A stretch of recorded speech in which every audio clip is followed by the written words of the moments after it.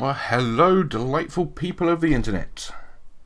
Yeah, trying something a little different today. Rather than in the previous episodes, I've kind of had like a pre-planned sort of thing that I wanted to demonstrate or teach. Whereas today, um, I'm just winging it. I'm just gonna decide I'm gonna build a lightsaber, and you can follow along. I've not attempted to model it before, so all sorts of comical issues could arise, but that's part of the fun, I guess, isn't it? So I'm going to start off straight away by adding in a reference image. So let's go to Shift A, go to image, no, yep, image, and then reference. And then I've got a little reference that I've picked out here with a bunch of choices on. I don't know what one I'm going to use. Probably this chappy here. That looks like a good one. When I think of a lightsaber, I think of that sort of shape. So, yeah. What I'm trying to do at the moment, just to make things easier, is align it with the x-axis line there. So that's in the middle. I think I've about got that right. It's kind of hard to tell. But yeah, I think that's about right. Cool. So let's start off with a circle. Yeah, circle will do. I'll leave it on its default amount of points, and we'll scale that in to about there, and then rotate it along the y-axis by 90 degrees. And now we can see our reference isn't quite in the right place, so let's bring the reference down a little bit. Ooh, it's really hard to tell from that, isn't it?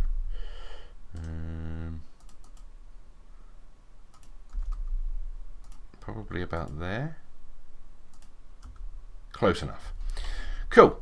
And now it's just a matter of modelling it out. Now what I'm going to be doing is breaking this into the different areas rather than keep it all as one object. So let's start with the first one, which will be this sort of middle segment, and that one's relatively easy by the looks of it.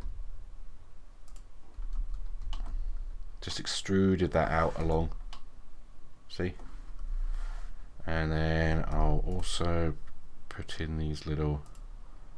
In fact, no, I'm going to do something different to get that a bit later on. So for now, that's literally all I'm doing. I'll now duplicate this lot of vertices, and we'll block out this shape. I do not want it to be connected to the other one though, so let's grab that down here. That'll be its own section as well, so Shift D, so we've got a new set of vertices. Extrude that out all the way to there. Then I'll press Ctrl R to add in a loop cut, and we'll just grab that sort of shape there. Selecting all the faces now, hitting extrude and then scaling, but locking it by not to use the x-axis. So if I press Shift X twice, yeah, there we go. And now we've got our sort of shape going on there. Cool. Select that ring of vertices again and just extrude and scale. Extrude, extrude and scale. Extrude. Ugh. Cool. So we've got a bit of a shape going on there. Cool. Now I'll grab that ring of vertices, duplicate it, scale it in, and extrude. That should probably be part of that shape actually. It should. So I'm going to make a slight change and just fill in this ring of vertices by pressing F. And then it will be the next part that's the new shape. So, like so, yeah. I think the easiest way to do this is going to be trying to purposely use different techniques as I go for funsies. So what I'm going to do here is an array. So I've extruded to this point, and now I'm going to extrude again to there, and I'm going to add a loop cut here and scale that in, and then we've kind of got this shape here. So now I plan to separate all of these out anyway. No, ooh, I Shouldn't have done that. V. There we go. Oh no, I did. I'm talking rubbish. Ignore me. That's what I wanted. That bit. Selected, and I'll press P, separated by selection, and then hopefully select that bit. And now, because that's a separate object, I can hit array, and yeah, there you go. Even on its default settings, it's ready to be arrayed along there. I'm going to apply the array though, because I want to manually go in and delete that ring of vertices. Awesome! Now we have that kind of middle shape. Now I'll duplicate this and extrude it across there.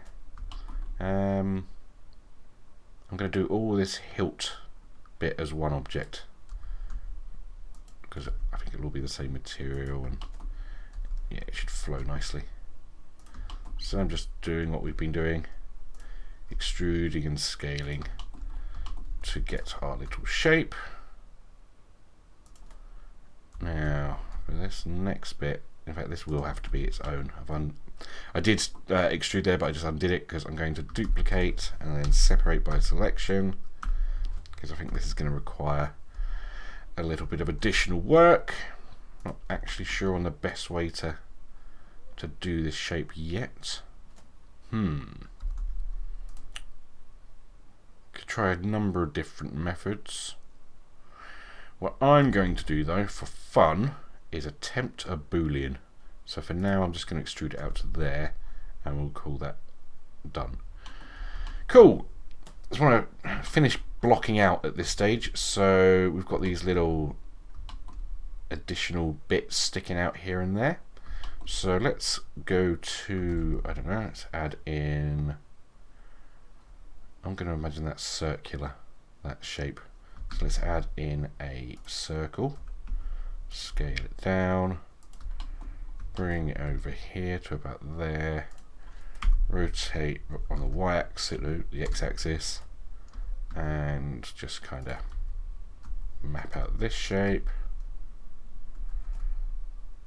I keep thinking I'm looking from top view, but I'm not, and it's confusing my brain. Or I am looking from top view, and I think I'm from front. Whatever. Let's extrude that down. Extrude it again, scale it up, extrude, and put it about there.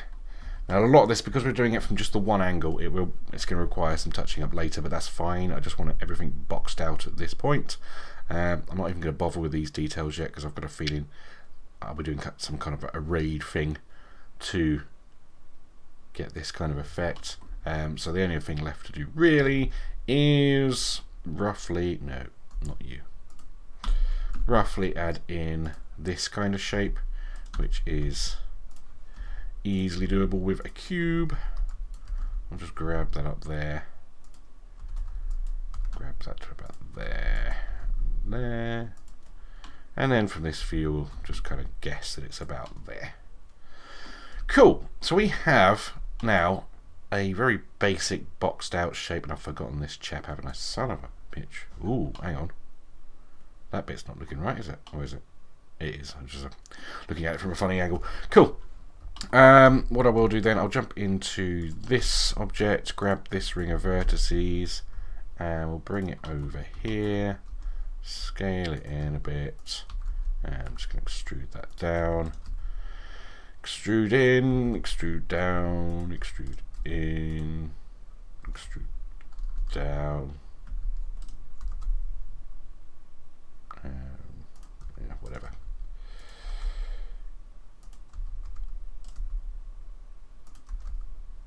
Cool, so we have our basic shapes.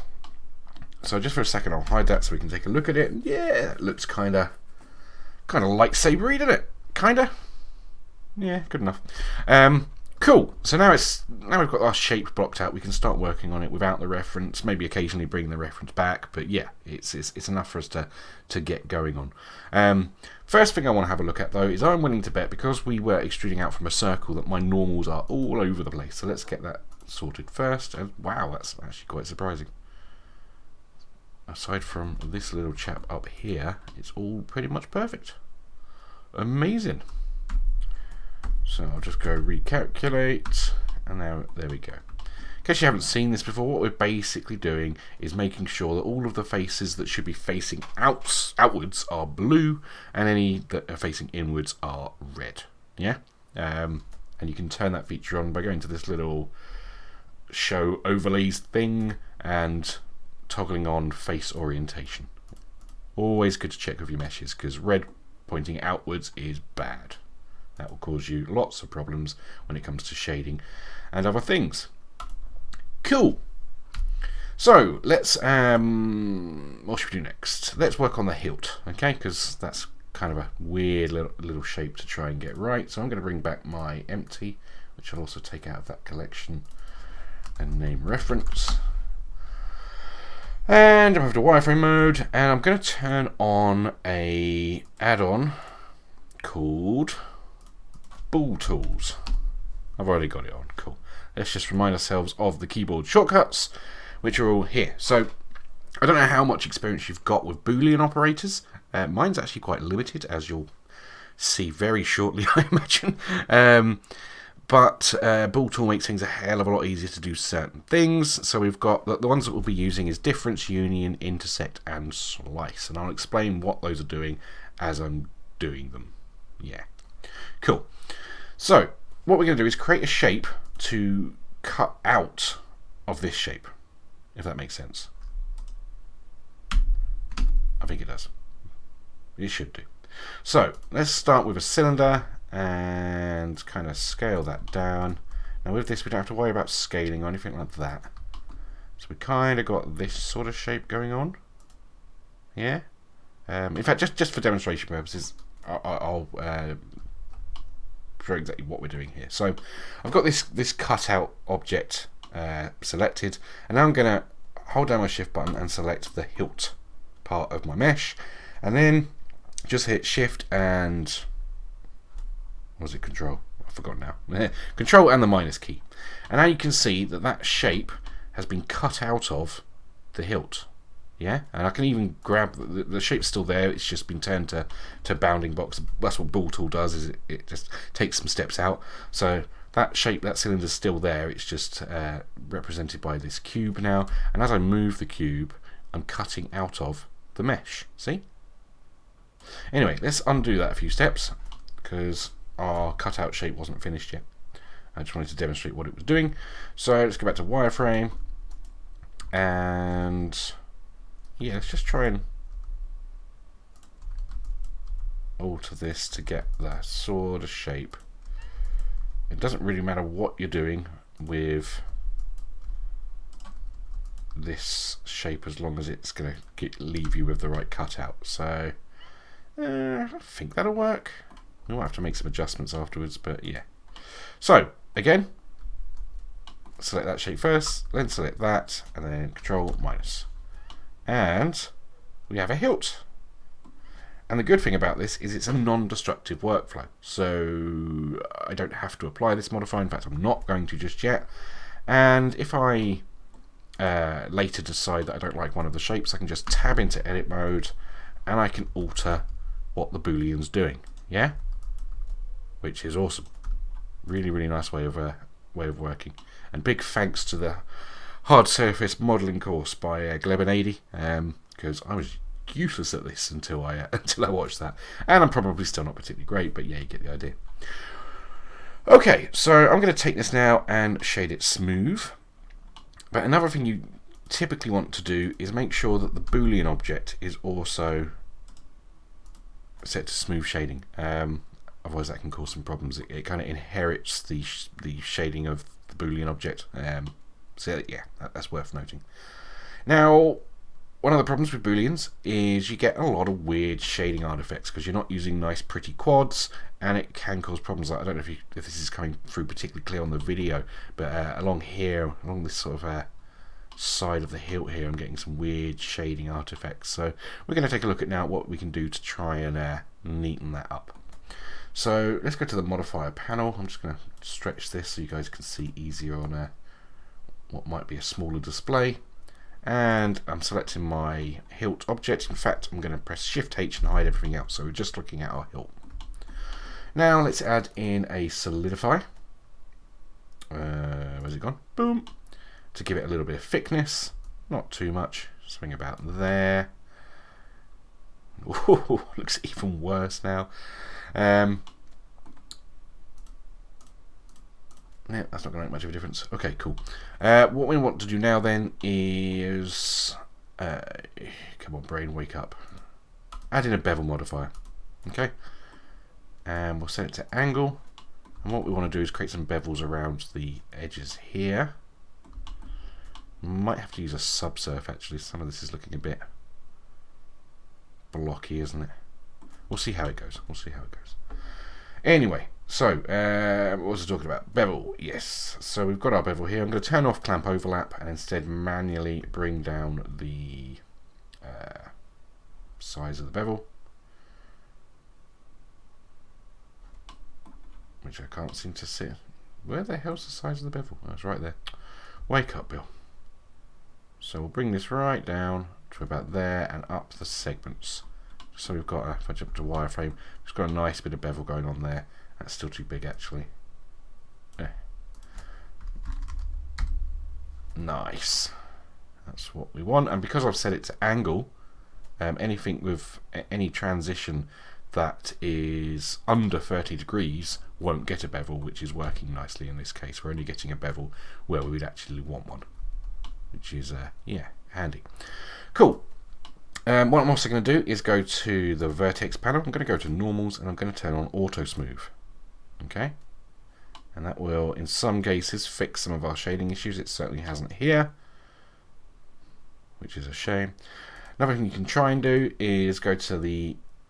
this only works if you've already turned on auto on the normals, which we just did. But now I'm going to turn on weighted normal. That helped a little bit, but we've still got some issues.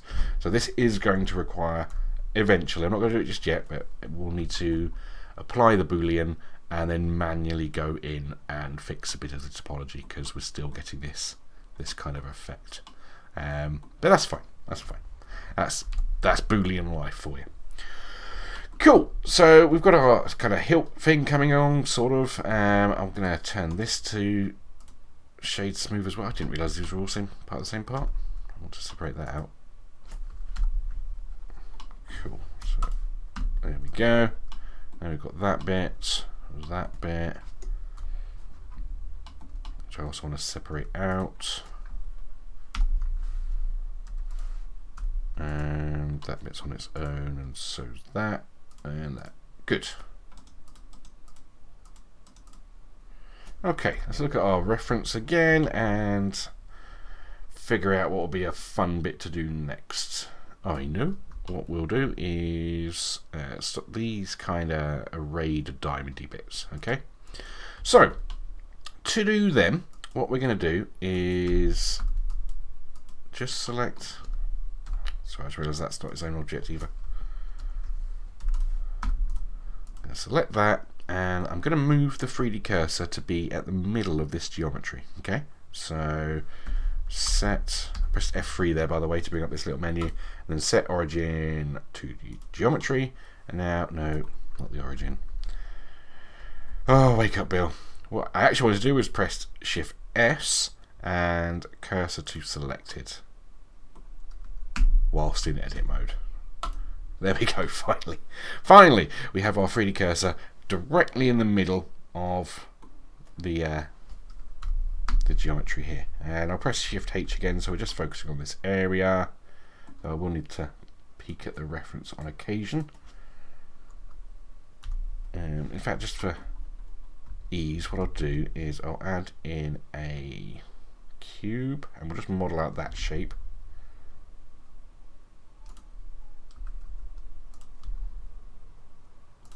Like so. Jump to wireframe. And take that out there. And then probably from this angle it's going to be quite hideous from there. So just make that, I don't know, about there. Cool. Kind of got our the sort of thing we wanted. Now what I'm going to do is add in a empty, As I said, I'm purposely trying to include as many different styles here of modelling as possible, which is going to kind of lead to probably not the most optimal way of doing things, but it saves me just using the same technique over and over again. So instead of relative offset, I'm going to use the object offset, and I'm going to select the object to be this empty. And now if I rotate this along the x-axis, ta-da! You'll see we have done that.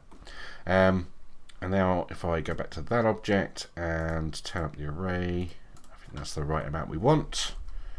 And now what I'll do is just rotate this chap around until everything kind of lines up.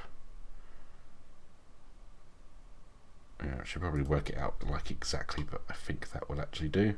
And yeah, we've got our shape. And the benefit of this is we can increase the detail of these by only editing this one. So anything we do to this one will then obviously be arrayed around our little lightsaber there. Awesome. Good. See, looking at this, I just know full well I'm going to have to go back and redo this hilt and model it differently. I just know I am. I just wanted to get some booleans in there. Is that too much to ask? Okay, so we've got our little twiddly switchy thing up here. I think that's been duplicated here actually, or something very, very similar. What I'll probably need to do is bring up some other pictures of lightsabers to have a look. But just for the sake of adding detail for now, I'm also going to add in another cube. I'm going to put the cursor back to the world origin, add in another cube, and scale that chappy in all the way to there, and scale it out to there. Again, I'm probably going to need to look at some reference images to figure out exactly what it's doing, but I'm just kind of guessing at this stage as to what that should be. Something along the lines of pick the right axis, man. Jesus, there we go. Yeah, it looks a bit too chunky, doesn't it? But oh well, we'll sort that out later. Add in another array, and this time it's just going to be a relative offset that I'll just array up until about there. Ooh. Cool. I'm just going to make those a little shorter and do the same with this thing. Awesome. Now I'm going to delete the faces on that back side and just drag that all the way in. Now what I would have done pre Blender 2.8 is be sure to make sure that this is actually modeled into this shape, because we're going to want a nice beveled edge, but I'm going to try and be lazy and get away with using the new bevel, the bevel node to fake bevels between different objects or different meshes, and that should work out well for us and save us the hassle of having to model these together, which is always nice. Cool. What's next? What is next? These, I'm not sure what these cutouts will be, so what I'm actually going to do is jump over to my browser for a second, Google lightsaber, and have a look at some of the hilts to figure out what that really is. It looks like some sort of grip maybe, but I don't know quite. Wow, there's a lot of lightsabers. Check them out. I want that one. Yeah. No, anyway. Right, the handle. I need one that kind of looks like this to figure out what it's supposed to be. Are they kind of like that? Do you reckon? No.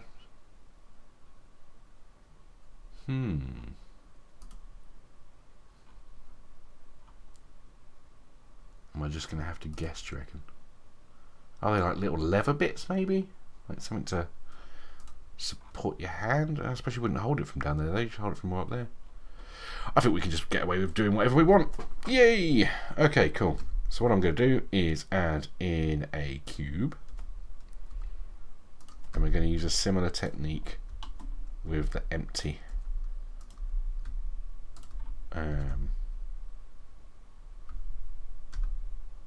used earlier. Yeah.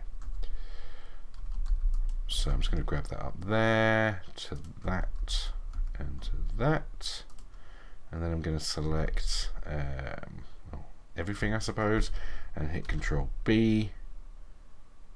That didn't really work out how I wanted it to. No, let's turn it kind of more. Okay. Let's take this for a start. It's going to have to be out here, isn't it? What is it you're trying to achieve, Bill? Because it's not working. Maybe if I just use it from edge mode and bevel in, yeah, that works better. So I'm going to get this edge, that edge, that edge, and that edge, maybe, and then bevel, yeah.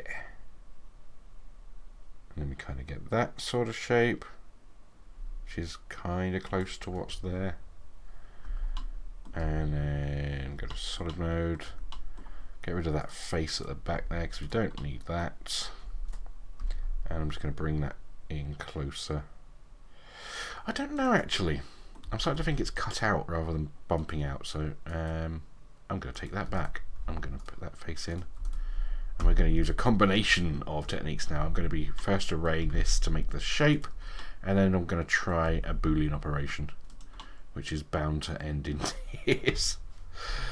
But that's part of the fun, is mucking it up. So let's put that about there. I know it's not spot on the reference, but it should be quite amusing. And then I'll add in another empty. I'd rather have that one in the middle of all of this. So Shift S, cursor to selected, and add in another empty. Select the array. Oh, hold on.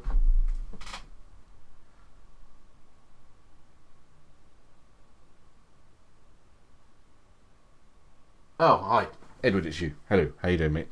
And yeah, as I said, I think most people are viewing these afterwards, after the fact. I don't think I'm picking the best time, but it's the best time for me, so it'll have to work. And I've lost track of what I was doing completely. Cool. Right. Okay. Let's go back to there and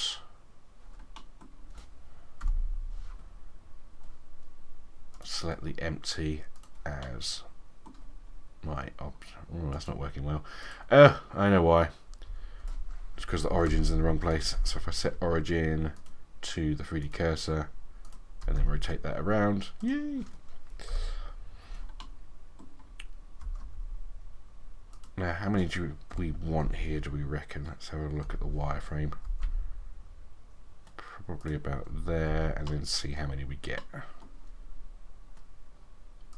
Not very precise. I should probably never be an engineer.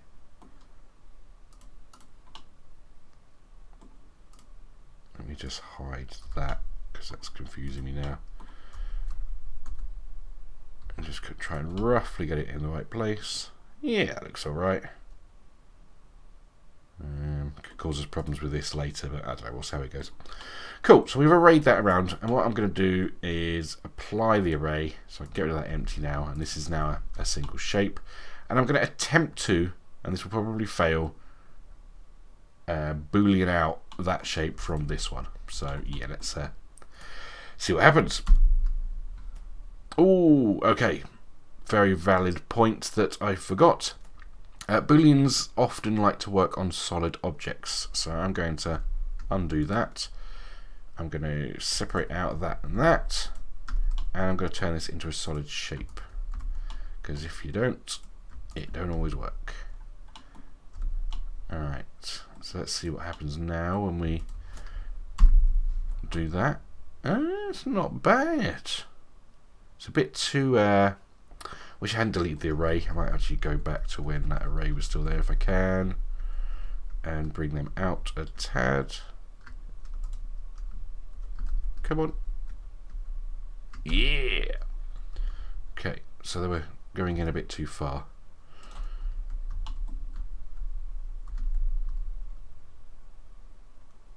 So now I'm going to do what I should have done in the first place, and that's to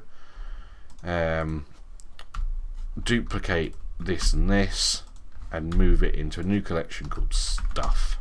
Because then if I make a mistake and want to go back, I've got that there. Now I'll hit apply. Oh yeah, I see someone's written it'd be better to use a cylinder to make that type of cutout. I'd be interested to hear why. I'm not disagreeing. It's just yeah. Explain, make your case, good sir. But anyway, yeah. So we've got our cutouts arrayed again, so I can get rid of that and hopefully take that away from there. And no, because I undid the making it a solid thing. So yeah, let's make that solid, and then take that away from that. Ta-da!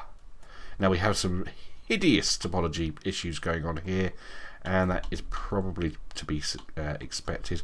One thing I will do probably is add in a few loop cuts just to try and ease the load on the shading. I don't think we'll be able to fix that with normals and modifiers, but oh, I tell a lie, look at that. Look at that. That is not bad at all. Not bad at all. Well, that didn't help. I'd like to add in some bevels here as well, but I'm not sure how well that will behave. But we can take a look, can't we? No harm in trying. So let's add in a bevel and set it to angle, turn off clamp overlap, and bring in the size to something absolutely tiny. It's kind of working. Sort of. It's definitely causing us some topology issues there. But that's the sort of thing we can fix a bit later. Maybe if I tighten up the bevel a bit. It's not horrible. It's not great though. That doesn't really help us much, I don't think. I'll just leave that for now. That can be on the list of things to fix later. So cool. So we're starting to get a bit of a shape going on now. It's certainly not awesome. I was hoping Fresic1 would respond with why he thinks the cylinder would be better. I'm interested to know in case I've missed a nice easy step. But then again, it could be that there's a delay on this. Anyway, stop chatting rubbish, Bill. Cool, I'm just going to start solidifying some of these shapes. So we've got a more... I don't mean like using a solidified model, I mean just making them solid. Because we've got a few areas that are not doing that. You'll notice I'm using n-gons in places, because lazy and why not? I'm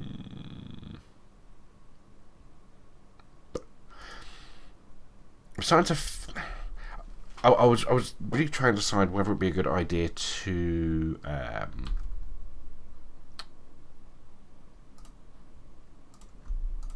don't know why I'm doing this now. Yeah, I was tempted to do all of this as a just typical subdiv modelling, which would probably have been the easier route, but I really wanted to do something a bit more interesting than that. So I'm still not sure if that was the right move, because yeah, I'm not particularly great with booleans and various other things, but yeah, I don't know. We'll see how it goes. 2 segments. Just gonna... Cool. And then I haven't thickened up that, so I'm just going to extrude that in and then fill. Cool. Some shapes coming together. Let's give that a bevel as well.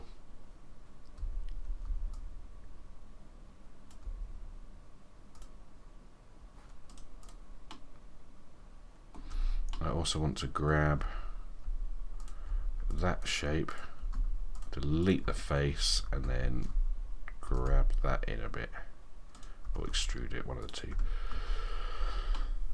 Yeah, just so that's proper dipped into the surface. This one's already a solid. This is not, however. Let's fix that now. Extrude and then fill. Extrude and then fill. Add a bevel.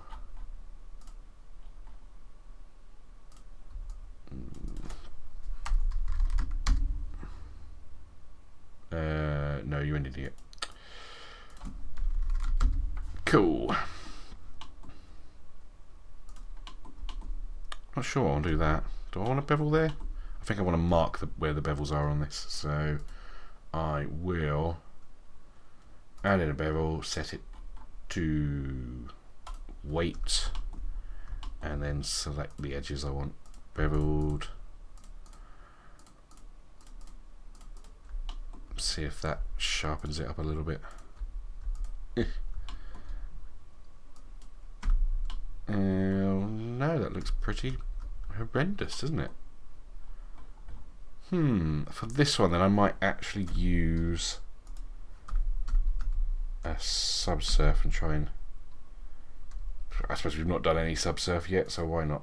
What am I doing? Okay, so I'm going to add a subdivision modifier when I can find it. There we go.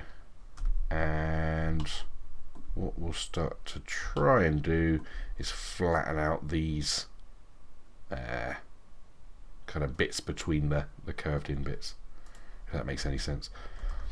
So let's just use this as our test one. Ooh, much nicer.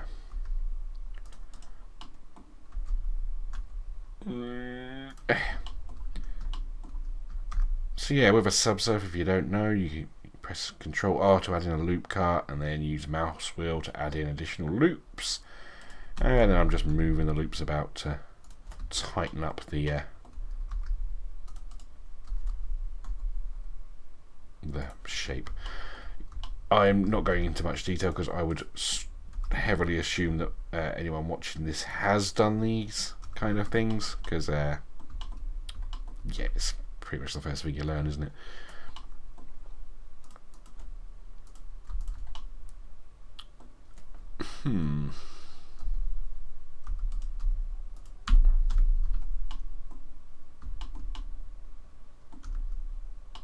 That's interesting.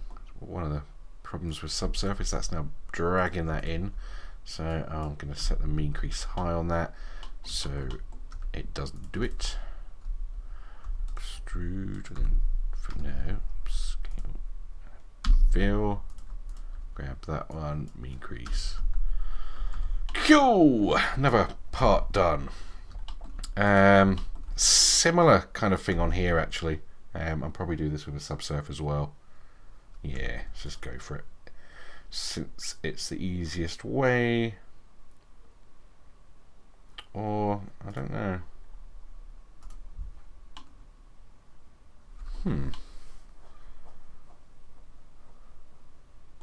Yeah, I think I might just use the auto smooth and try and add in some manual bevels for this one. Based on the weight. So there, there, there, there, there, and there. And then turn off clamp overlap and bring in the amounts. And up that.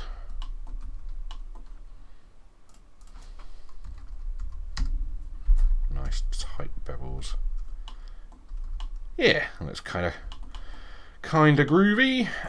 We do need to bring this in and then do that as well. I'm making all of these solid objects because I want to make sure that if I want to add in some Boolean operations later, that they're already solid objects. So yeah, that's the thinking behind that. Probably should have done it with this one in retrospect, but I heavily expect to be completely remodeling that hilt from scratch because I don't like how that's turned out. But I'll be focusing on that tomorrow. I just wanted to get like kind of the basic shapes in place today. Sheet smooth, and I'm just marking what edges I want beveled here. Probably that one and that one, and that one and that one. So now I can add a bevel to that, set it to weight, turn off clamp overlap, and bring that into something like that. Sweet. Just want to make sure that this is properly in there. Nice.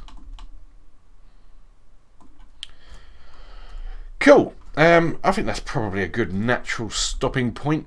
One thing I do want to quickly test though, just for future reference, I can't recall if the bevel modifier will work between different objects or if they have to be the same object. So this will be an excellent way to test that. So I'm going to quickly do that now.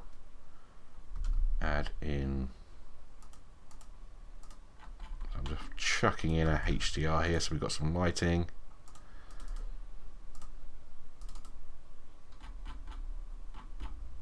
Give me an indoor one. There we go. That will do.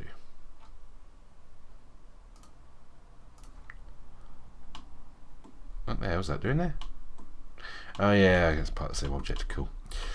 Okie dokie. So I'm just going to create a new material, which I'll apply to this and call it clay bevel. And then that can have the same material.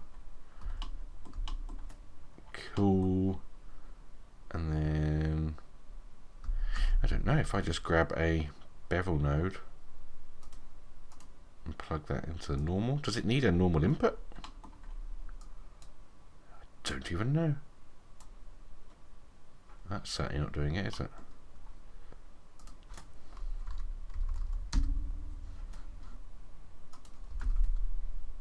Do you have to plug in a normal map to it or something?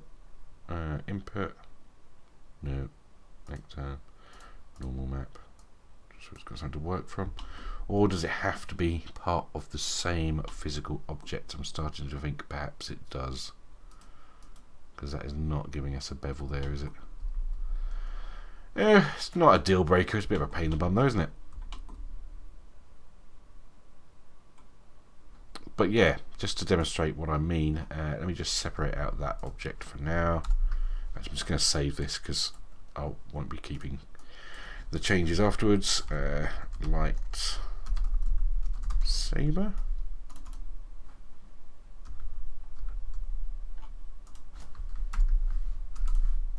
Okay, so I'm going to combine these objects together because they're not using modifiers that are going to cause me any issues. But they're pretty much using the same one, so that's ideal. So Control J. Let's join them together. And now,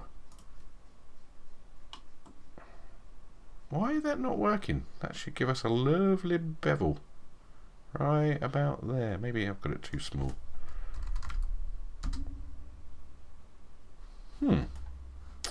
I shall have to experiment with that because that should work nicely. Maybe it's, I got it too bright and I just can't even see it. I had it too bright. It's not a perfect example of the bevel modifier at work though, but yeah, you can kind of see it's creating that bevel even though the mesh is separate, but yeah, it's not quite as effective as I was hoping for, if I'm honest. Up in the samples doesn't seem to help. Anyway, I'll experiment with that for before the shading portion, just to make sure that I know what I'm talking about before using it. But yeah, that is it for the live stream today. Thank you for watching. I know most of you watched this after I've streamed it, so thank you to you too. I'll try and record the next one tomorrow, but it may push over into Sunday or Monday depending on how busy I am and stuff. But yeah, keep healthy and I'll speak to you soon.